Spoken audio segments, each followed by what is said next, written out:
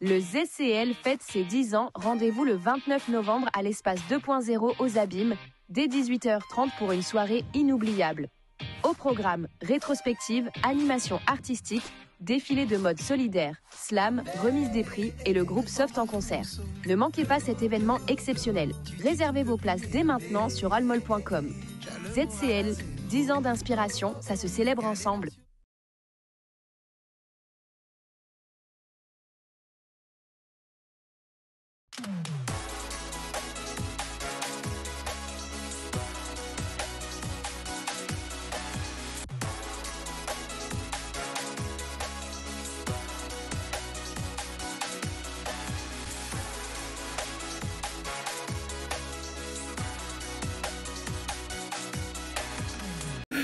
Bien, bonjour à tous et merci d'être avec nous.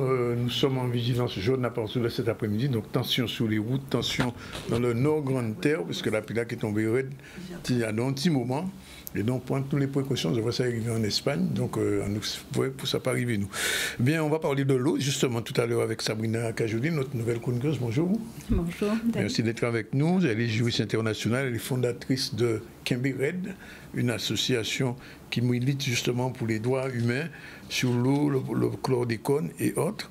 Patrice Nerini sera avec nous, président de Noyau, accompagné de Madame Anicette Mauricienne. Bonjour à tous. Martienne, merci. Anicette Martienne, pardon. Martienne, présidente des Immortels et lui, présidente de Noyau. Un peu plus tard, on parlera de la CRES, puisque si on rentre dans le mois de l'économie solidaire, avec Madame Chevron et Monsieur Nestor Bajoub, qui sont présidents de la Mutualité française et directrice de la CRES des îles de Guadeloupe. On va terminer avec Sylvia Akiri, professeur d'université de Cocody en Côte d'Ivoire, et JP Fronton, qui est lui-même directeur artistique technique de l'association JPA, puisqu'il y a quelque chose qui se fait. Je vous rappelle qu'à Bastère, aujourd'hui, il y a le début de la foire artisanale. Voilà donc pour la liste de nos invités. Sinon, l'actualité pour ce midi, réunion publique ADE, on va en parler. C'est Vianney Valverde qui était sur place. La dictée créole, ça fonctionne toujours. Avec l'écologien, c'était à Gourbert. Là, on voit des images de Richard Semel, au collège Richard Semel, que je connais bien. Ensuite, docteur Gladys Francis, qu'on a reçu la semaine dernière, bien, elle était hier au lycée des droits de l'homme. Elle a fait une belle conférence pour les jeunes sur le leadership et pour un peu donner envie aux jeunes Guadeloupéens d'en faire autrement. Je vous rappelle que nous sommes aujourd'hui le 15 novembre. Voilà, à Kakoui et Noël Kavindeye. Voilà, merci encore.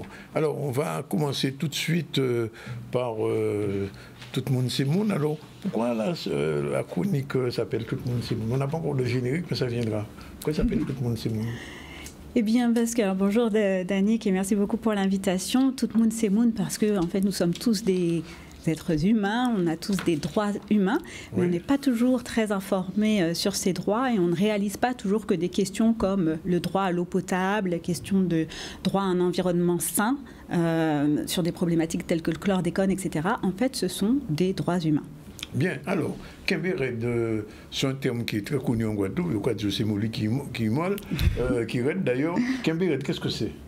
Alors, Kimbered, c'est une association antillaise de droits humains qui est née en Guadeloupe l'année dernière, que j'ai fondée en fait pour protéger et promouvoir les droits humains en Guadeloupe, aux Antilles et puis de façon plus générale dans l'ensemble des territoires français dits d'outre-mer.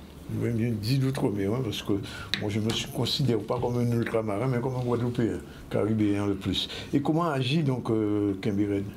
Alors Kimbered utilise le droit, son action est basée sur le droit international des droits humains et donc ça passe par des actions qu'on appelle de plaidoyer, c'est-à-dire qu'on plaide des causes en se référant aux traités internationaux et puis quand c'est nécessaire on peut aussi former des contentieux, c'est-à-dire des actions en justice.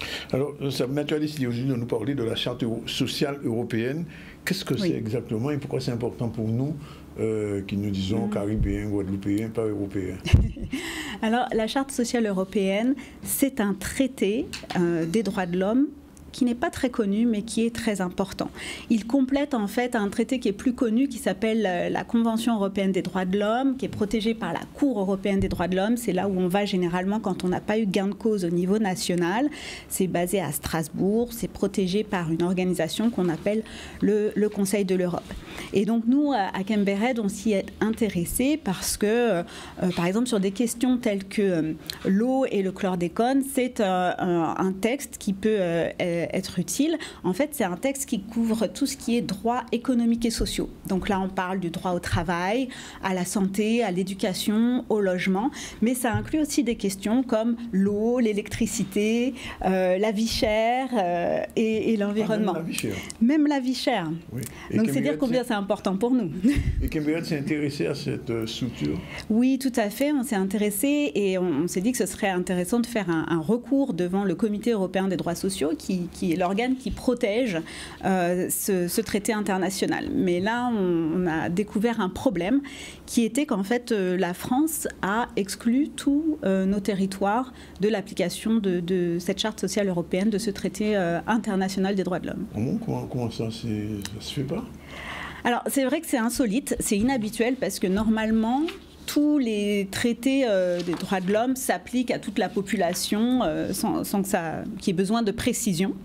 Mais dans ce cas-là, ce traité qui a été rédigé en 1961, il a été écrit un peu à l'inverse. C'est-à-dire qu'en fait, là, il a été dit que ce traité, il s'appliquerait qu'aux territoires dits métropolitains, sauf si la France faisait une déclaration spécifique disant qu'elle étendait ce texte à d'autres territoires.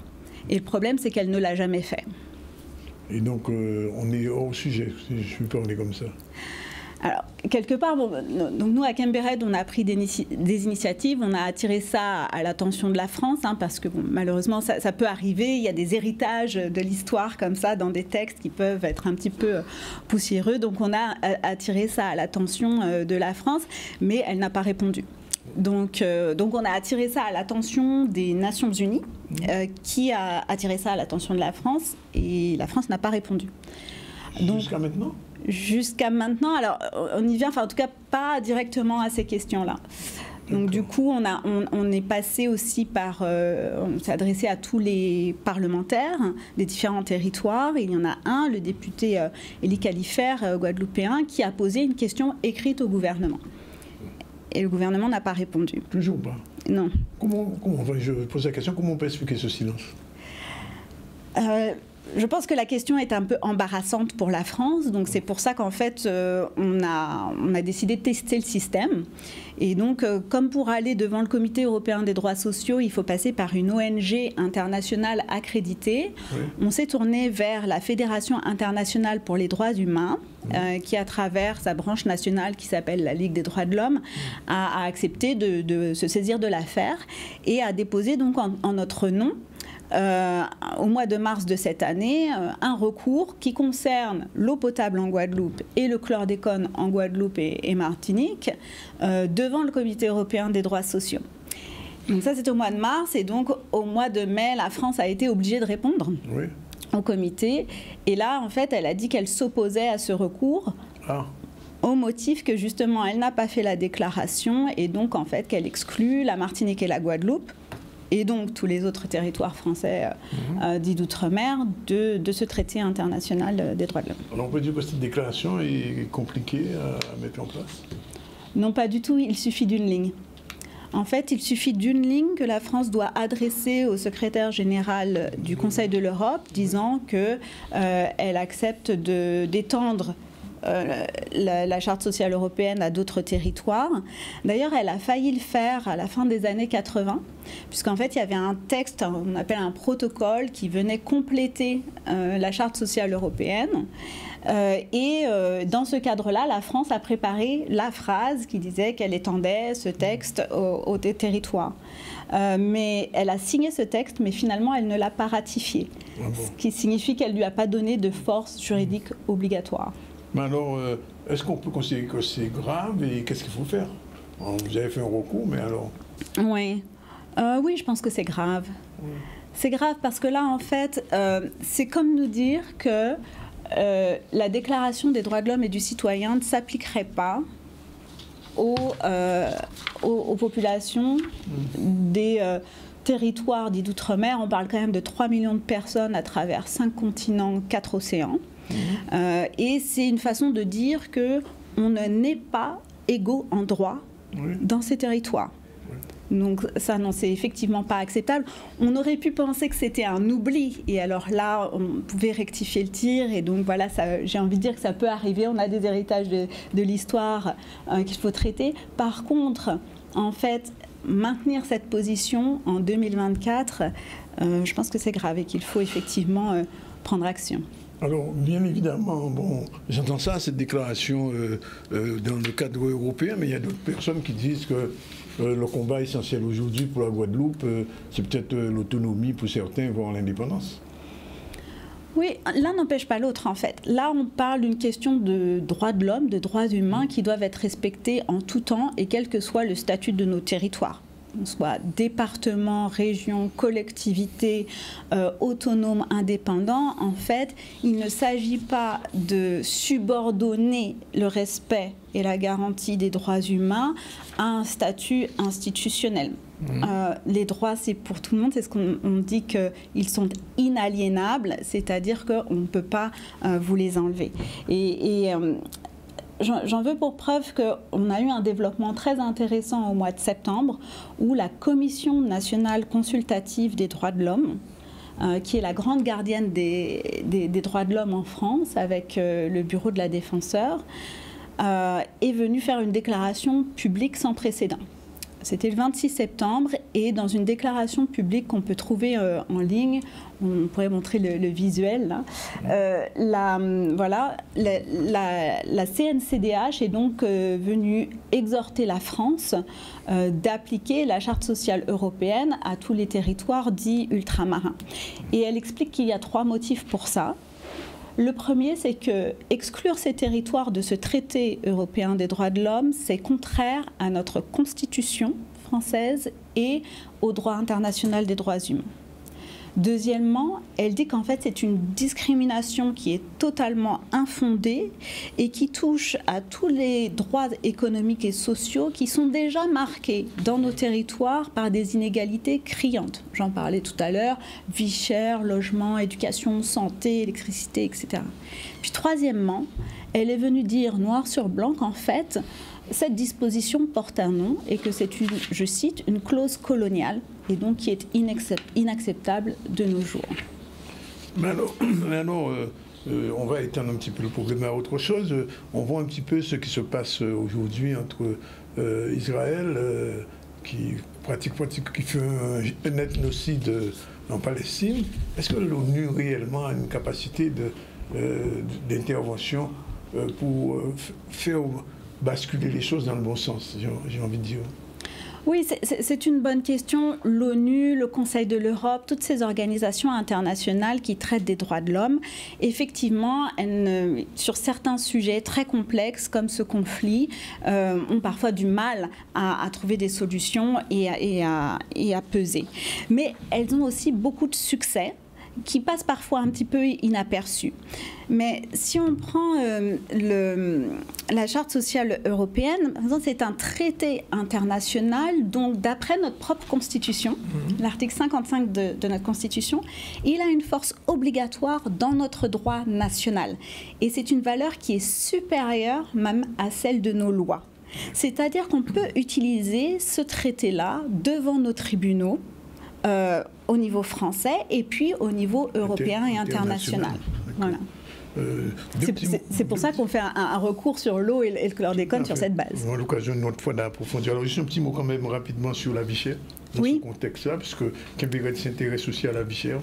Oui, alors pourquoi c'est intéressant aussi et fondamental que la France inclue les Outre-mer dans ce traité, c'est qu'il protège les populations contre la pauvreté, et c'est ce qu'on peut appeler le droit aussi à un niveau de vie suffisant, ou encore la lutte contre la vie chère.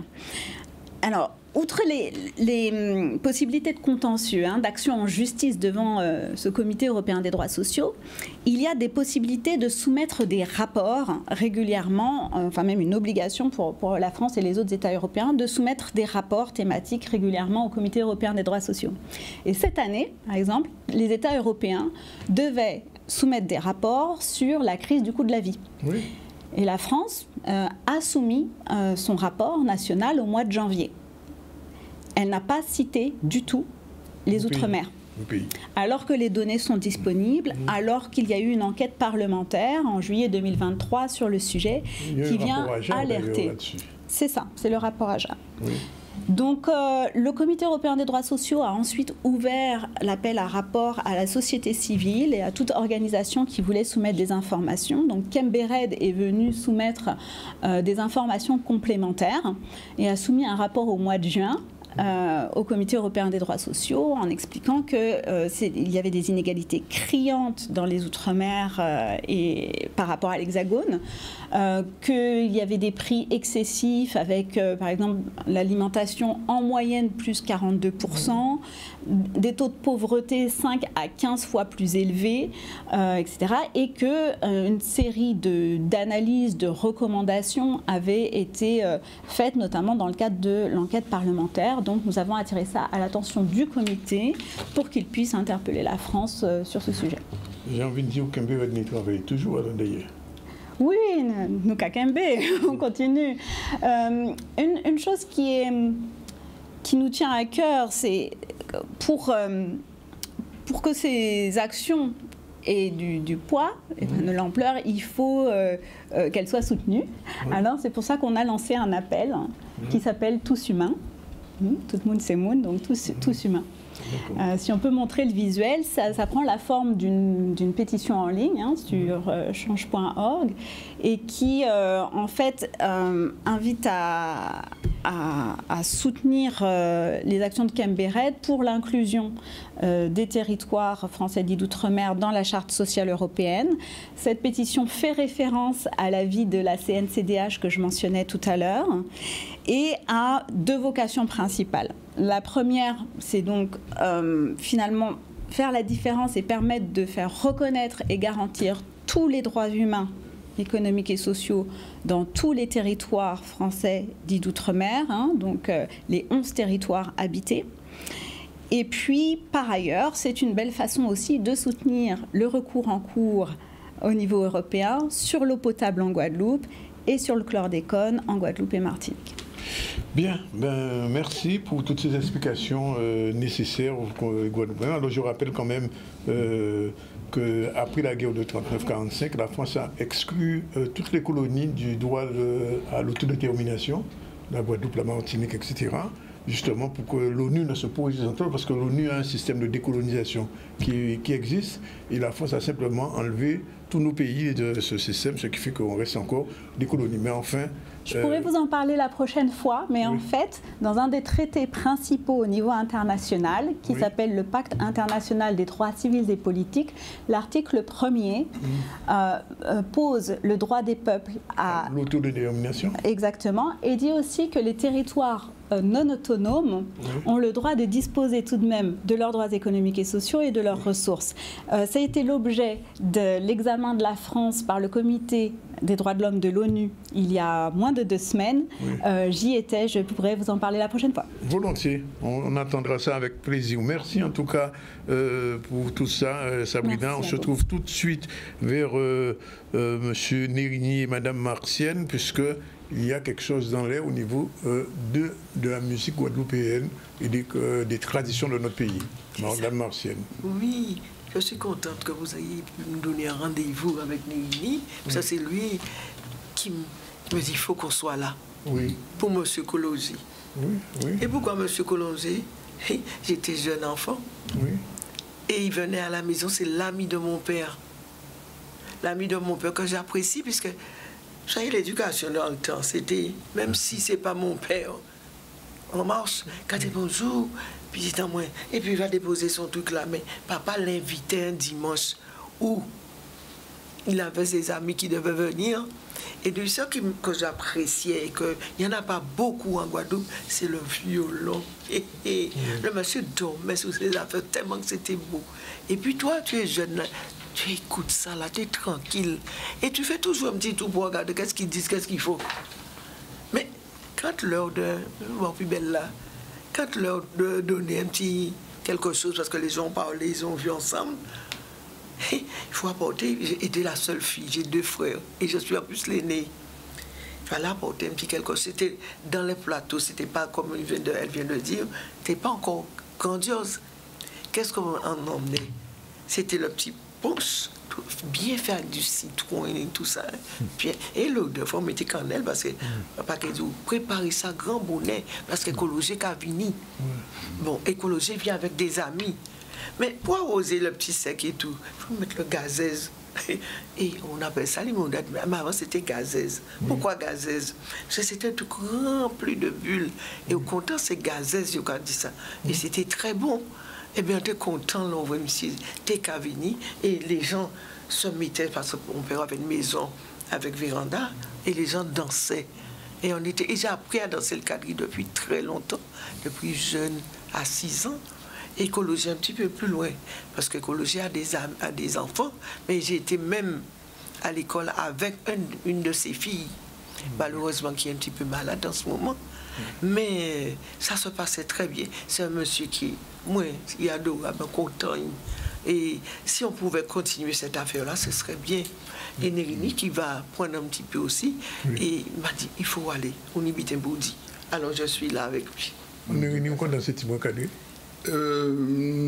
Disons que j'ai pas forcément eu le temps de fréquenter, j'ai pas eu le temps de sortir beaucoup dans ma vie, et ça me fait plaisir d'être accueilli par des gens comme Madame Martienne Anicette, parce que c'est important. Il y a la famille Prion, etc. Bon, ben, ils m'ont ouvert les bras et ça me fait du bien. Ça fait du bien parce que tu sais, en Guadeloupe c'est pas facile. Tu vois, quand tu entends ça, tu vois bien qu'en fait, bon, il y a une humanité en Guadeloupe. Il y a vraiment une humanité, mais il faut pouvoir arriver à rentrer là-dedans. Et ça, c'est pas facile parce que quand tu n'as pas de parents pour te faire rentrer là-dedans, donc à partir de ce moment-là, c'est très très très difficile. Et Madame parlait de droits humains, il y a vraiment une humanité. Et elle parlait d'héritage tout à l'heure, comme le groupe d'Anican qui va jouer le groupe Héritage, il écrit ça, Héritage, ok, Héritage de Monsieur Danican et Jacques. Et en fait, bon, mais justement, ben, pour aller dans les Jacques, ben, il y a notre Jacques Prion qui se trouve être le mari de ma sœur.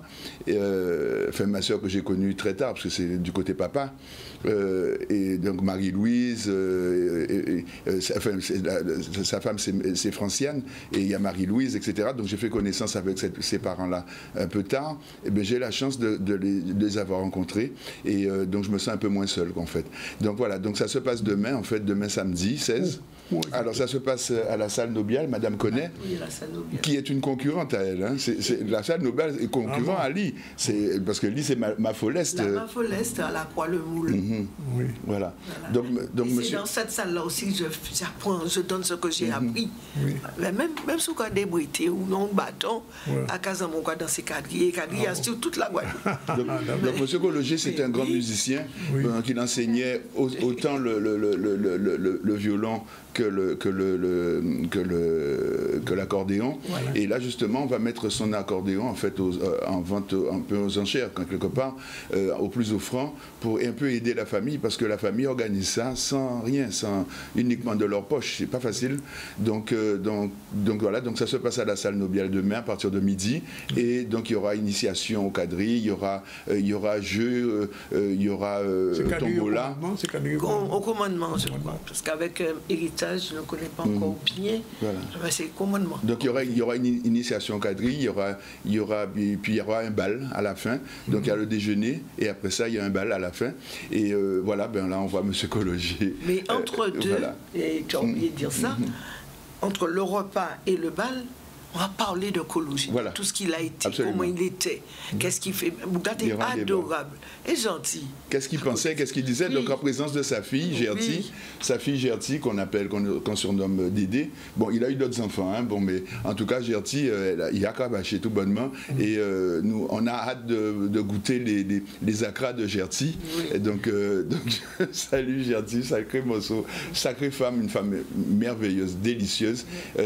Donc voilà, donc Gertie est la maman de Jacques Prion, et donc Jacques Prion, Gertie c'est Madame Prion, donc voilà, donc toute la famille, je salue ma sœur Marie-Louise, ma sœur Franciane, etc., fait toute la famille, et donc voilà, donc ça se passe demain.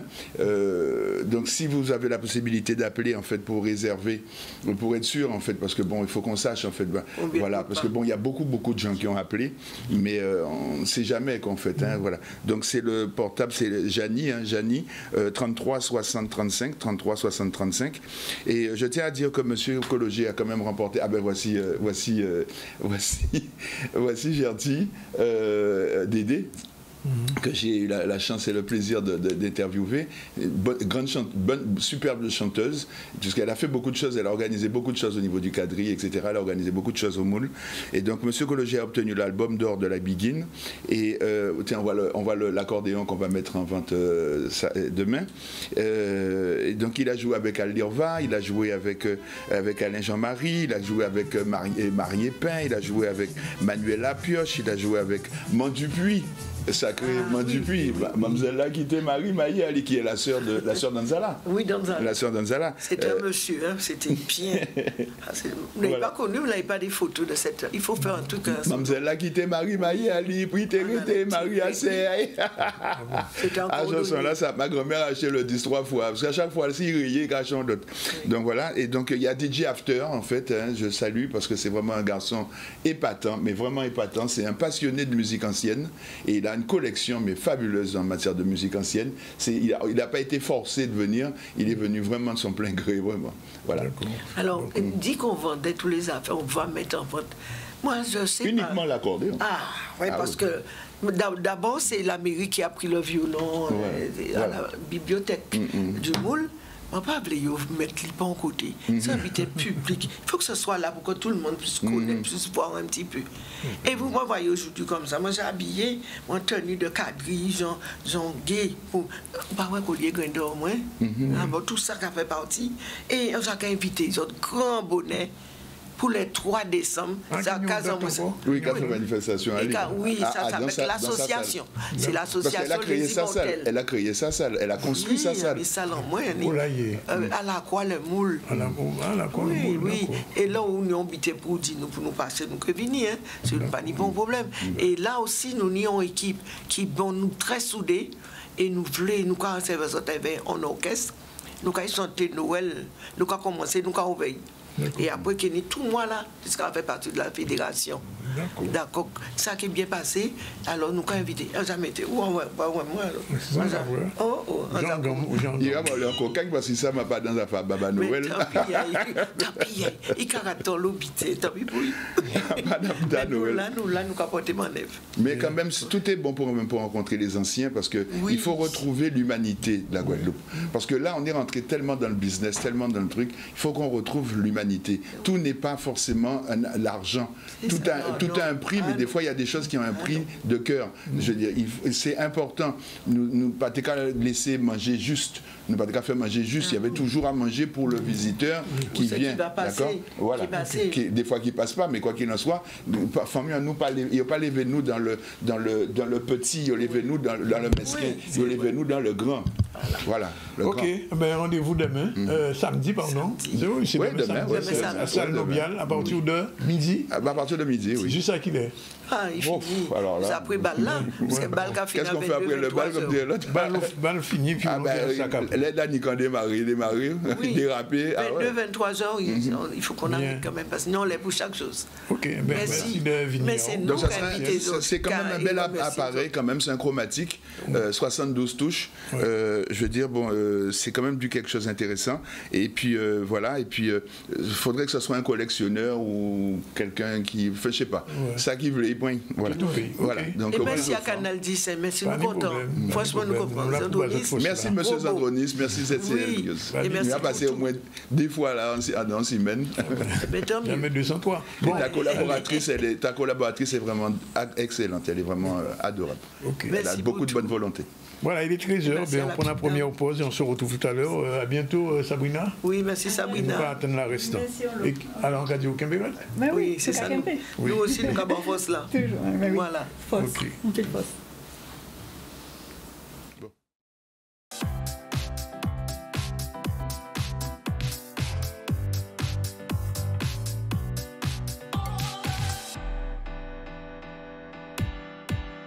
Voilà, nous sommes de retour sur le plateau du ZCL News. Je vous l'ai dit, on va parler de l'ESS puisque le mois de l'économie sociale et solidaire a débuté il y a déjà quelques jours. Nous avons avec nous Nathalie Choron. Bonjour. Bonjour. Elle est directrice de la CRES IG des îles de Guadeloupe. Inès Théobajou, qu'on connaît aussi, qu'on retrouve avec plaisir, président de la Mutualité française, mais aussi vice-président de la Chambre régionale de l'économie sociale et solidaire. Merci d'être avec nous. On vous retrouve dans un instant. Le temps d'aller faire un petit tour du côté de l'actualité sur cette réunion publique qui a eu à DE devant la caméra de Vianney Valverde. C'est parti.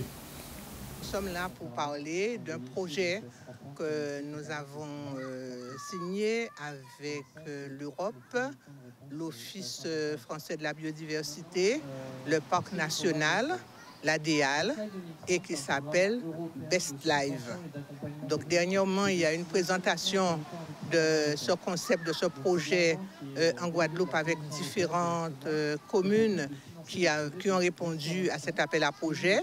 Et aujourd'hui, nous avons voulu porter l'information à la population du quartier, mais aussi à la population de DIE de la Guadeloupe, de façon à présenter leur contenu. En fait, le projet, c'est quoi? C'est renaturer la plage sous le plan floristique. Parce que, comme on va expliquer tout à l'heure à la population, il y a toujours un accord, une harmonie entre la mer et l'arrière-plage. Et notamment, ici à La Perle, il y a un corridor écologique qui met en relation la montagne derrière et la mer. Donc on a toute une végétation et toute une faune qui est adaptée à cette zone. Et avec la destruction de la plage, eh bien, ce sont au fur et à mesure des espèces qui disparaissent et cette biodiversité qui se trouve en grand danger. Alors, dans le cadre de la charte du parc national qui lie la collectivité avec notre établissement, la collectivité a identifié cet axe de travail. Ils ont demandé un appui du parc sur la conservation de ce site. Alors, d'un point de vue, l'intérêt pour le parc, il est aussi très important parce qu'il permet, nous, de conserver nos écosystèmes littoraux et marins. On a l'île Kawan qui est juste à côté, qui est un cœur de parc. C'est un site qui est en lien biologique avec la plage de La Perle. Il y a des échanges de plantes qui se font. Il y a des va-et-vient avec les poissons, avec les oiseaux. Et donc, le fait d'avoir un site terrestre en bonne santé favorise également le cœur de parc. Alors Best Life 2030, c'est un programme européen d'accompagnement technique des collectivités, également de subvention, qui permet de subventionner et de financer des projets à hauteur de 100 000 € et de 95% de subventions, des projets qui visent à restaurer et ou préserver la biodiversité des territoires ultramarins européens. La protection de la biodiversité, c'est quoi? C'est que localement, nous puissions agir, même si cette action n'est pas grande, mais ça peut contribuer à freiner. Mais après, ce sont les États qui doivent prendre des dispositions justement pour mettre en place des dispositifs et prendre aussi des mesures pour protéger cette biodiversité, protéger la planète. Décidément, les municipalités et les collectivités prennent bien soin de leur biodiversité, puisque hier, c'est ici même que M. Jules Otto, qui est maire de Vieux-Habitants, nous disait que aujourd'hui, en ce moment même, à Vieux-Habitants, il y a une restitution sur l'atlas de la biodiversité de sa commune et nous expliquer l'importance qu'il y a aujourd'hui de préserver cette biodiversité particulière de notre pays. Bien, on va parler d'un sujet d'économie sociale et solidaire puisque nous sommes dans la période, dans le mois de l'économie. Nous avons deux invités, Nestor Bajou et Nathalie Chauvon. Première question à M. Bajou. Quelle est la définition qu'on peut donner de l'ESS? Alors, l'ESS, on a souvent fait la confusion avec un secteur d'activité. Or, l'ESS n'est pas un secteur d'activité puisque l'ESS couvre tous les secteurs d'activité. L'ESS est un mode d'entreprendre, un mode d'entrepreneuriat qui met au centre l'humain. C'est-à-dire, c'est un modèle bâti sur la solidarité, la non-lucrativité, la gouvernance démocratique et bien sûr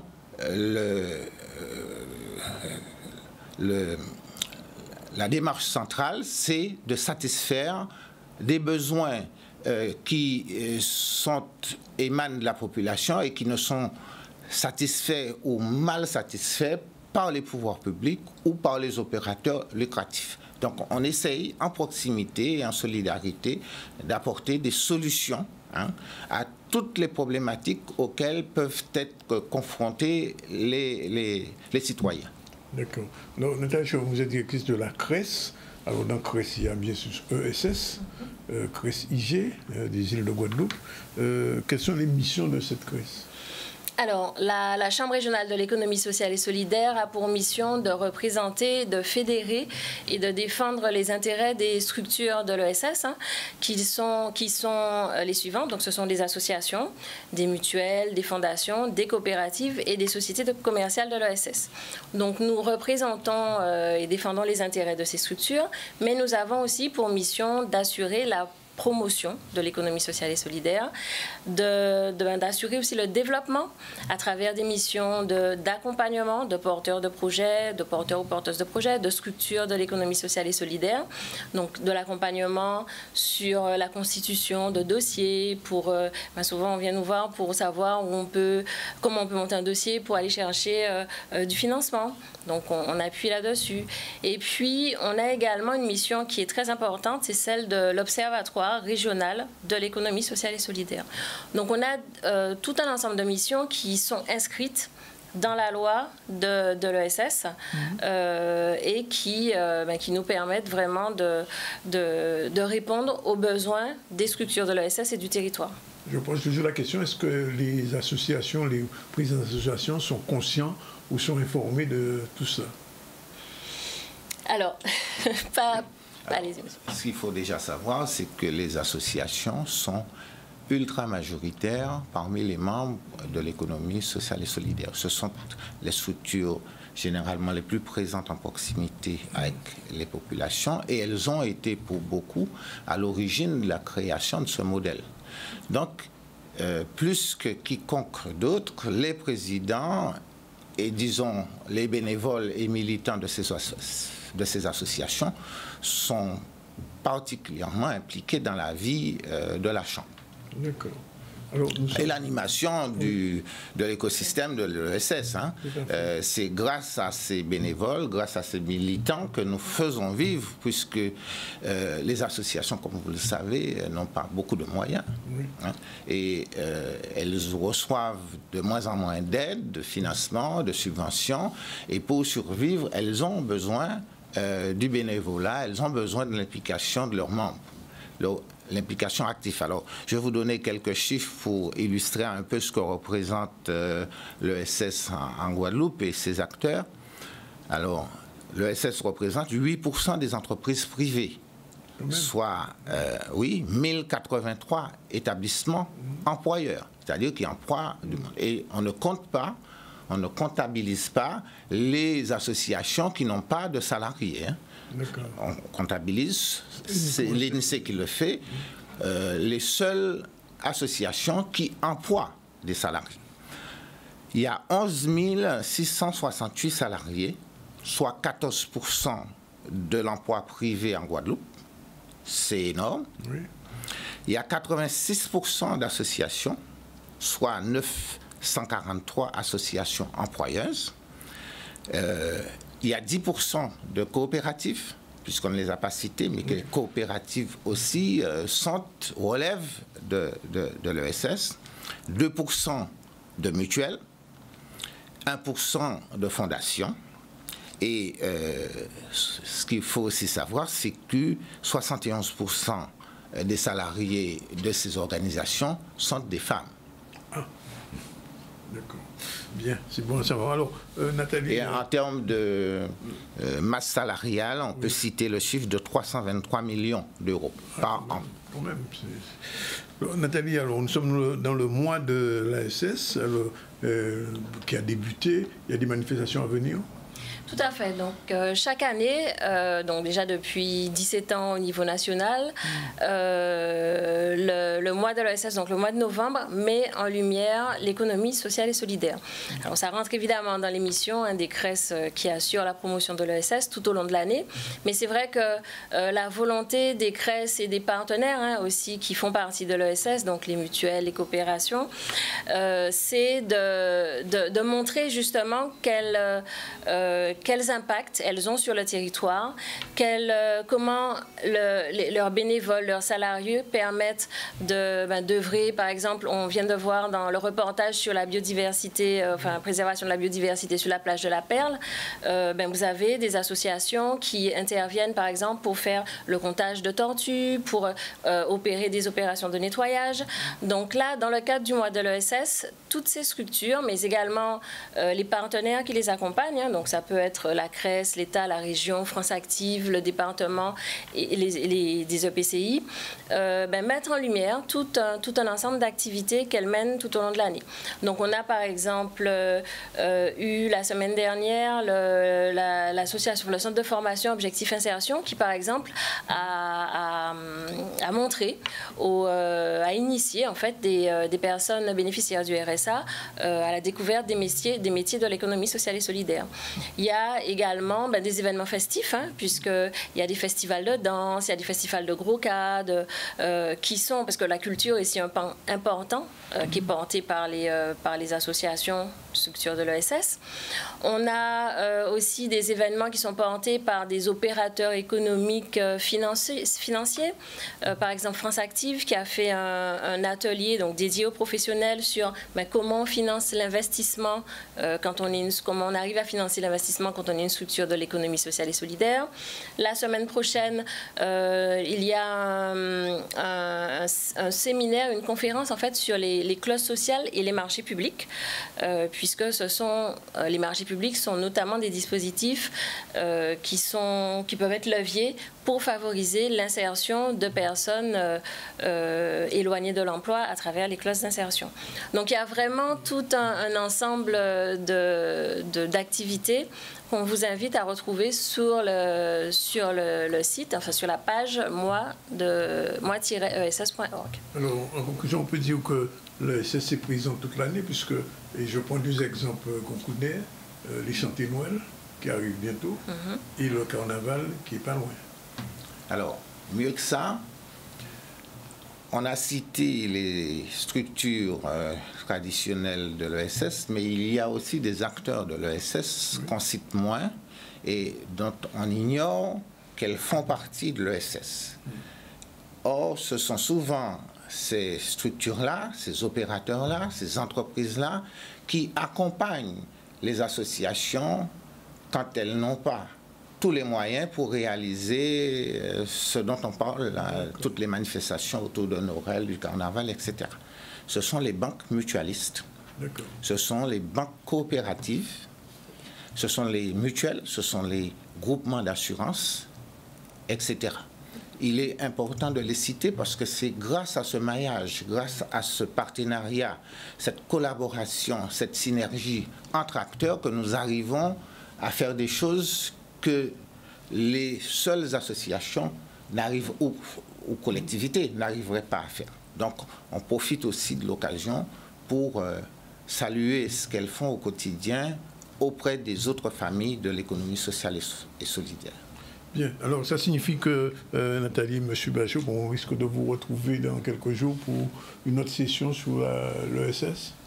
Tout à fait. Donc, effectivement, certains membres appartenant à l'ESS viendront présenter des actions, des manifestations qu'ils ont prévues dans le cadre du mois de l'ESS ou courant décembre.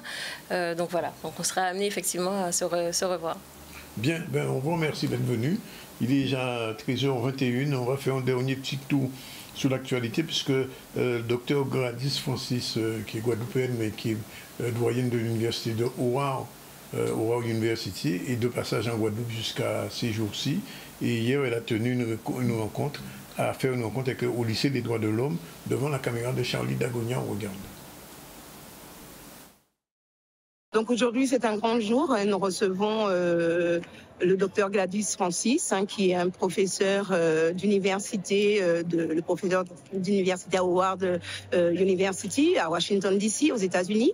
Et donc c'est un vrai plaisir pour nous, un vrai honneur en tout cas pour nous d'accueillir cette pépite, ce monument guadeloupéen à l'intérieur de notre lycée des droits de l'homme de Petit-Bourg.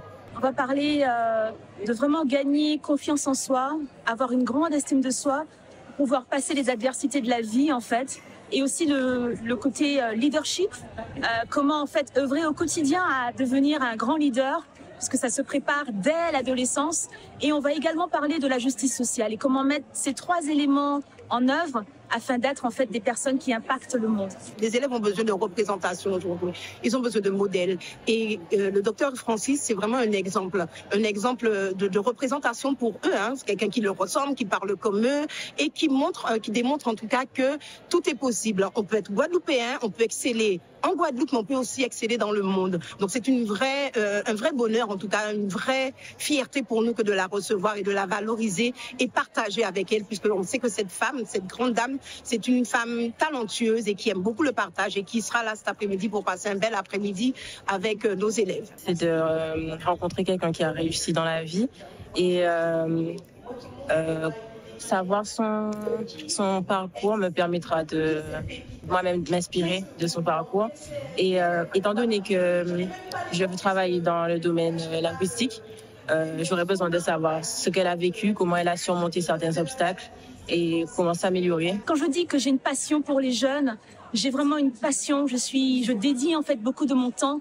Je fais beaucoup de volontariat, je donne de mon temps et là, être aujourd'hui au lycée des droits de l'homme, ça rentre dans cette même perspective. Leur donner beaucoup d'amour, être là, faire du mentoring, du coaching et puis leur parler un petit peu de mes propres expériences qu'ils puissent en fait réaliser qu'on est petit uniquement dans la taille du territoire, mais qu'on n'a que de l'excellence, des pépites, des pépites d'excellence sur notre territoire guadeloupéen. Pour moi, c'est quand même une opportunité, puisqu'on va voir le parcours d'une femme qui a très bien réussi dans la vie d'ailleurs.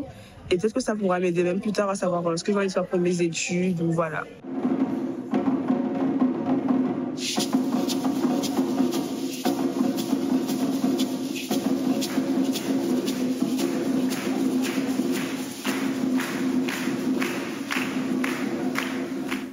Voilà, docteur Gladys qui était d'ailleurs notre invité la semaine dernière. Bien, c'est l'heure de prendre la deuxième pause et pour attaquer la troisième séquence du ZCL, il est 13h24. Restez avec nous, ne partez pas, puisqu'on se retrouve tout à l'heure avec M. Akiri, qui est professeur à l'Université de Côte d'Ivoire, et J.P. Fonton, qui est lui, directeur artistique et technique de l'association JPA. À tout de suite.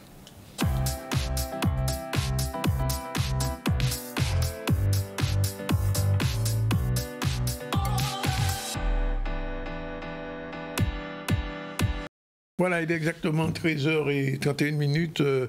Je vous l'ai dit, on va recevoir deux personnalités. Monsieur Sila Akiri, bonjour. Bonjour, monsieur. Il est professeur à l'université Houphouët-Boigny en Côte d'Ivoire. Il a fait le voyage, il est avec nous. Et il est aussi l'auteur, le créateur de quelque chose qu'on appelle la Silestique. C'est bien ça? Oui. Il va nous expliquer. Il est accompagné de Jolo. Bien bonjour. Bien bonjour.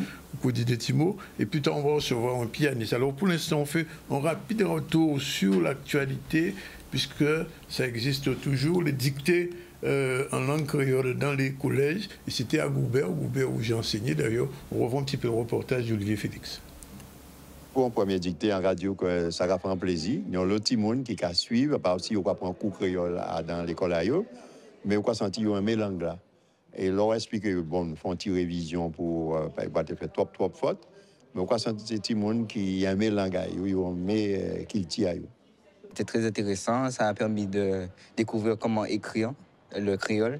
Je ne savais pas très bien écrire le créole. Et j'ai pu découvrir des mots, même si j'en connaissais déjà. Mais ça a permis de découvrir encore plus. En vrai, la dictée, c'est... comment dire? C'est bien parce que ça nous apprend un peu plus notre culture. C'est d'avoir tissé c'est en métal et rose, d'accord, mais c'est à Goubet. C'est la carité Goubet. Et c'est à Goubet même qui fait une vieille. Et hier, qui a fait d'abord 10 ans qu'il laissé nous. C'est pour ça, l'entendre cet anniversaire à Moraï, 10e anniversaire à Moraï, on dit, ah non, et en ça, il toujours fait bel texte ça dans Shanghai, dans Chantier. Alors, on dit, non, on un texte, chien là, j'appelle. Les règles du créole, Benzo a expliqué seulement en une petite demi-heure les quelques rudimentaires de la langue créole. Donc, ce qui explique aussi que nous ne pouvons pas être trop durs avec les notes réalisées. 4 fautes, c'est déjà pas mal. Bon, 8 pour le 3e prix. Bon, je trouve pour un début, c'est déjà pas si mal. La ville de Gobert est très attachée à la culture, surtout à la langue que nous parlons tous les jours, le créole. Mais il faut aussi nous savoir marquer. C'est important, des journées comme aujourd'hui-là, et assurer pas peut-être, ça s'entend que nous sommes ouverts. Bien, ben, c'était à Goubert et c'était un dicton dans la langue en nous. Alors, nous ne croyons pas les dons d'autres bulletins, ce n'est pas la langue en nous, mais c'est la langue ancêtre en nous. Et c'est pour ça qu'on a avec nous Sila Akiri. Je vous dis petit mot quand même assez, parce que vous y invitez. Alors, déjà, le professeur Akiri Sila, c'est un enseignant, un chercheur à l'université de Houphouët-Boigny à Cocody, en Côte d'Ivoire. Mais c'est quelqu'un aussi qui questionne le passé. Et à partir d'une méthode, je préfère lui laisser expliquer vraiment par le détail ce que c'est, la stylectique, et qui est un procédé très ancien, il va vous l'expliquer. Et à travers cela, eh bien, on peut restaurer des pans entiers de notre passé resté en jachère. Donc c'est par son biais qu'on a résolu le mystère de l'apparition de l'alphabet. Comment on est passé des hiéroglyphes égyptiens à l'alphabet.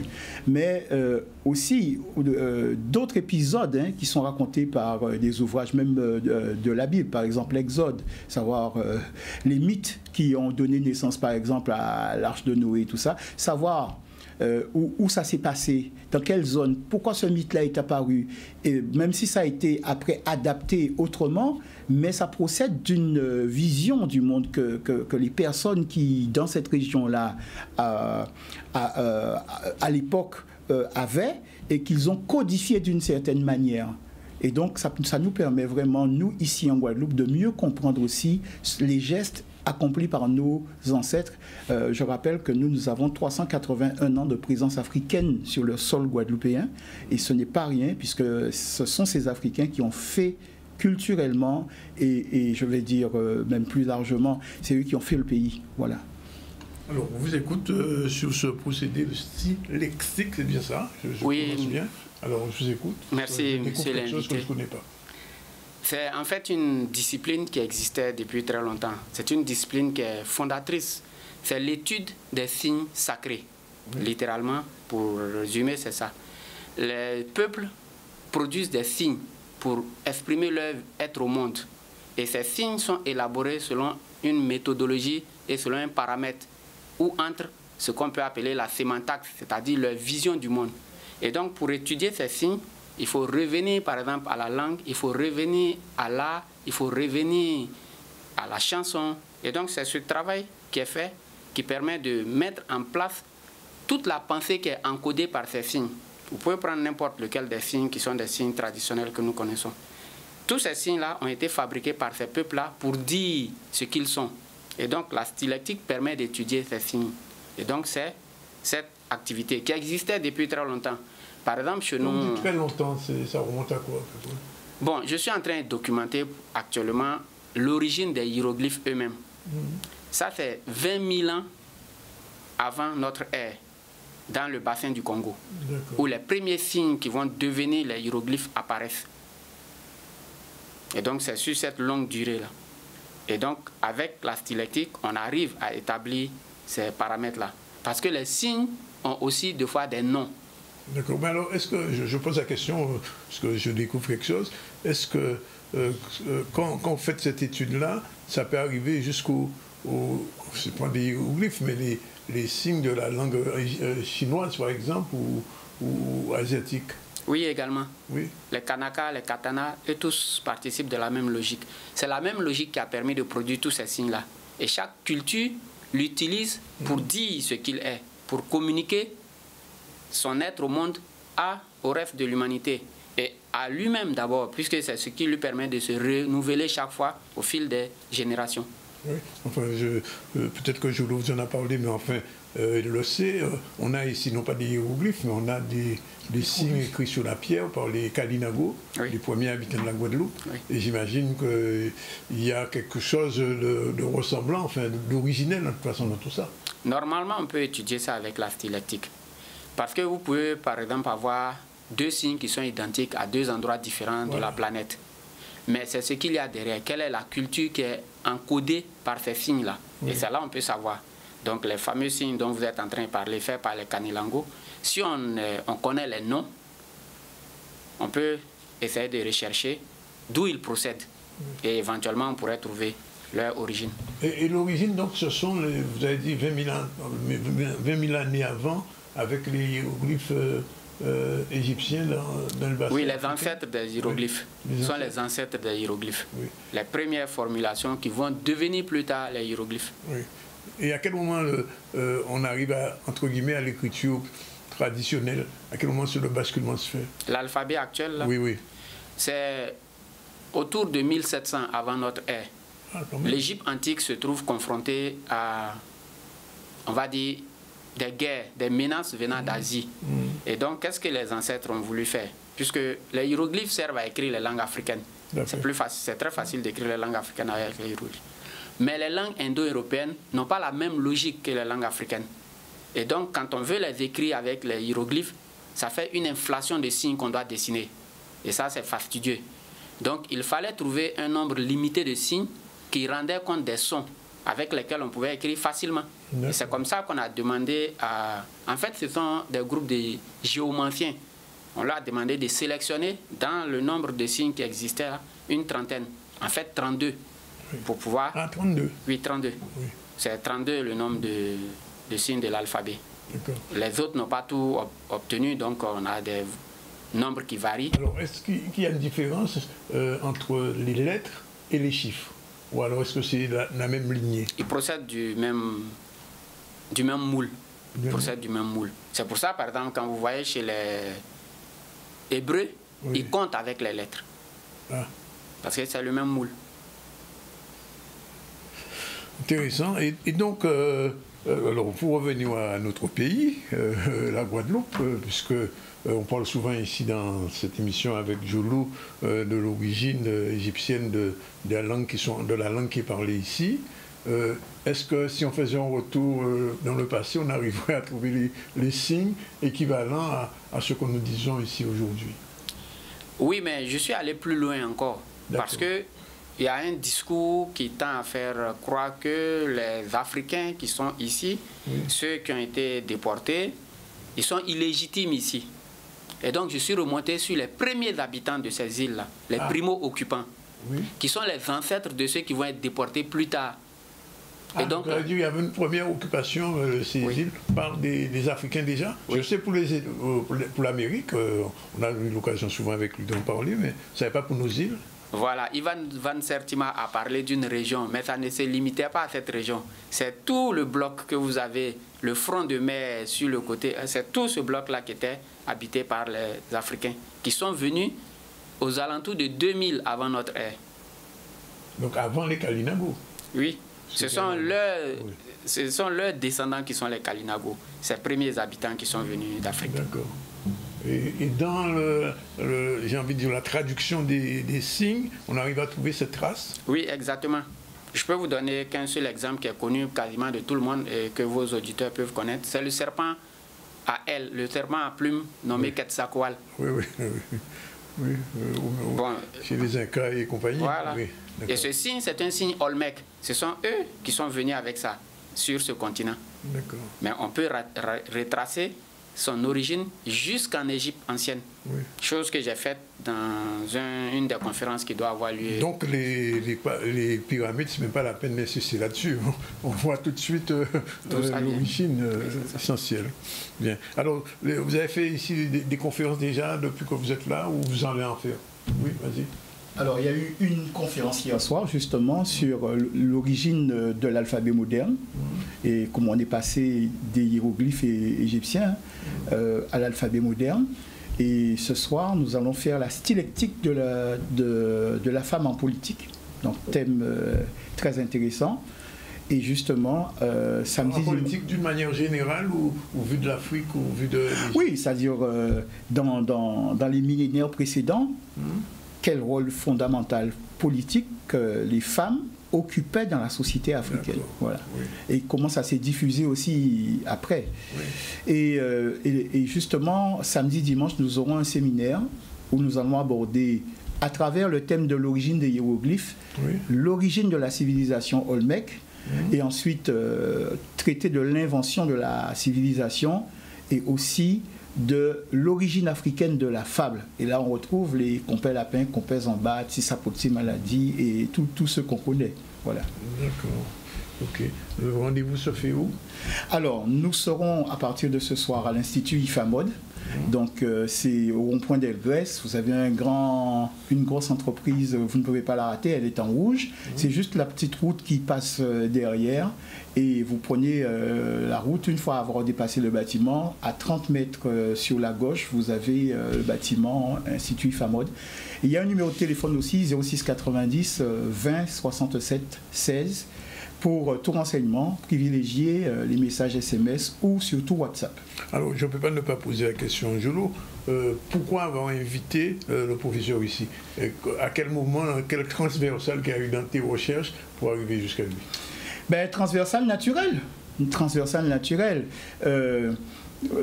À partir du moment où j'ai commencé ce travail de recherche et que je suis tombé sur les correspondances que permettent la linguistique comparative historique entre l'Égyptien et l'Ancien et nous, il était naturel que je rencontre des gens comme Dibom Barimbok et que je rencontre aussi quelqu'un comme le professeur Akiri Silla.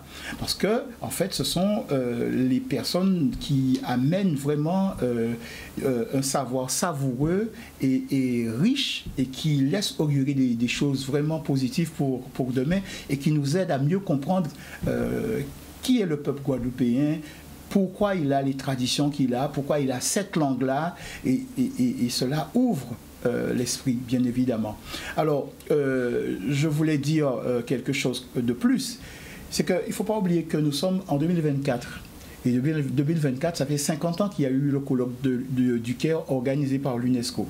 Bon, ça a été parcours du combattant parce qu'on voulait organiser un colloque qui n'a pas pu se faire, mais quand même nous avons tenu à marquer le coup et c'est une très belle façon de marquer le coup. Et puis, donc, l'enjeu, c'est de faire vraiment dans notre langue un véritable corps de science. Et donc, pour ça, il faut plus que la dimension alphabétique, apprendre les apprentissages de base, il les faut, apprendre à lire, apprendre à écrire, mais il faut maintenant donner du sens à tout cela. Et la contribution du professeur Akiri Silla en la matière est majeure. Oui. Alors, professeur Akiri, je suis obligé de vous poser la question. Vu l'état de vos recherches en Côte d'Ivoire, mais comment ça se passe dans les autres pays africains où on sait souvent à la frontière, on trouve des peuples qui parlent les mêmes langues mais qui ont été séparés par la colonisation. Comment ce travail-là, si vous que j'ai envie de dire en Afrique? Le travail est bien reçu en Afrique. Pour le moment, on peut dire qu'il y a un écho favorable. Par exemple, en février, j'ai été au Gabon où j'ai fait une présentation qui, après passer sur Internet, je crois que nous sommes à 20 000 vues pour le moment. Les pays voisins également. En fait, quand on dit que les Africains parlent plusieurs langues, ce n'est pas une bonne vue de l'esprit. C'est parce qu'on ne va pas aux sources. À partir des racines prônées par les hiéroglyphes, quand on lit les textes avec l'écriture hiéroglyphique, on voit que c'est la même langue que nous parlons. En fait, nous avons une variété dialectale de la même langue. Alors, ce serait laquelle? Bon, ce serait un peu compliqué à trouver parce que mais la langue la plus ancienne, à partir des travaux que nous sommes en train de faire, ce sont les langues du bassin du Congo. Parce que là, on a un marqueur qui est le cas intervocalique. Les linguistes vont savoir ce que je veux dire par là. Et ça permet de situer l'âge d'une langue. Et quand vous entendez, enfin vous êtes ici, vous avez entendu parler notre langue naturelle qu'on appelle le créole ici, est-ce que ça résonne en vous? Oui, c'est la même langue. C'est-à-dire qu'il suffit de porter un peu attention pour comprendre ce que les uns et les autres sont en train de dire. Donc ça veut dire si vous passez 15 jours ici, vous ne parlez créole, non? Oui, mais c'est justement, si je me permets, hier nous étions dans la voiture, il y avait une émission qui était dans notre langue. Bon, tu sais que je n'appelle pas la langue créole, tu sais pourquoi. Bon. Et je lui dis, mais je vais changer parce que quand même, il va pas comprendre. Il dit, non, non, non, non. Je décode, je décode, et je décrypte, donc je comprends, ça va, tout va bien. Oui, c'est vrai. C'est ça l'avantage. Et il faut bien comprendre, hein, quand on est habitué, quand on a quand on fréquente au quotidien les langues africaines modernes et anciennes, après, il n'y a pas de secret. C'est-à-dire qu'on peut pénétrer l'univers de n'importe quelle langue et comprendre ce qui est dit, même si on n'a jamais parlé la langue de sa vie. Et c'est exactement l'expérience qui est ici. Pour rappeler l'expérience de cette dame qui a écrit cet ouvrage, mais oui, comment elle s'appelle, elle est venue ici, elle n'avait jamais parlé notre langue. Oui, de Kimoya, non, on n'en a même pas encore parlé. On n'en a même pas encore parlé. Et elle s'est mise à parler la langue comme si elle avait une... Alors qu'elle n'avait jamais vécu ici. Hein. Jamais. Oui, mais nos ancêtres, par exemple, moi, mes grands-parents et autres, ils étaient tous polyglottes. Pourquoi? Parce que quand vous maîtrisez une des langues, toutes les autres langues sont similaires. Il suffit de juste quelques ajustements pour que vous parliez ça. D'accord. Bien, écoutez, bienvenue et merci pour ce passage. Donc, rappelle donc le rendez-vous. Alors, c'est à partir de ce soir, 19h, Institut IFAMOD. Alors, je rappelle, c'est Allée Saint-Domingue, c'est du côté d'Anquetil. Donc, le point de référence, c'est le rond-point d'Elgrès. Et si vous voulez plus de précision, eh bien, vous appelez le 06 90 20 67 16. Et venez découvrir l'art de la stylectique. Est-ce qu'on a le pianiste, il est là? Non, il n'est toujours pas là. Bon, écoute, on va clôturer aujourd'hui en rappelant que depuis le début, on a rencontré notre nouvelle chroniqueuse Sabrina Kajoli, qui est juriste internationale, qui nous a fait un point avec son association Kimberet sur l'attitude du gouvernement français vis-à-vis de ses propres lois et des lois européennes. Ensuite, on a reçu Patrick Nerini, président de Noyau, et Madame Maricienne, pour une rencontre musicale autour du quadrille qui se fera au Moule demain soir. Nathalie Chevron et Nestor Bajot nous ont parlé de la semaine, du mois même de la CRES, l'économie sociale et solidaire, qui a créé en Guadeloupe 14% des emplois, soit un chiffre important, quand on sait que beaucoup d'associations ont quelquefois 1 ou 2 membres, et c'est important aussi de développer. Puis on vient de terminer avec Jolo et le professeur Akiri Sina. Et ce soir, donc, il y aura cette réunion. Bon, du point de vue de l'actualité, nous sommes allés à DE, où après, hier, on recevait le maire de Vieux-Fort, de Vieux-Habitants, qui nous parlait de la biodiversité qu'il cherche à protéger dans sa commune. Mais c'est la même démarche qui se fait à la plage de la Perle à DE. On a entendu le maire aussi de DE. Ensuite, nous sommes allés au collège de Goubert, où il y avait donc cette expérience pour des jeunes scolaires, collégiens, une dictée faite par notre ami Benzo, et il apprend des petits mots dans l'anglais, et ça n'a pas toujours évident, là il faut commencer, mais il faut un bon balance, c'est ce que Willy Nestor nous a dit. Et puis on a parlé avec, on a parlé de professeur Gladys Francis, qui était notre invitée la semaine dernière, qui est doyenne à l'université, Howard University aux États-Unis, et qui, comme chaque année, elle vient faire un petit tour ici. Elle a fait hier une conférence pour les lycéens sur le leadership, puisque elle-même se considère comme une femme qui a un beau parcours de leadership. Voilà, eh bien, c'est fini pour aujourd'hui. Je vous ai dit, nous avons vigilance jaune, donc véhicule azote à Sichimena, puisque l'application est tombée en toute région nord-là et ici dans. Donc nous, on se retrouve lundi. Bon week-end pour le monde qui est avec nous tous les jours, du lundi au vendredi, et je dois dans notre soleil. À dans notre soleil. Sans la pluie. Voilà, salut.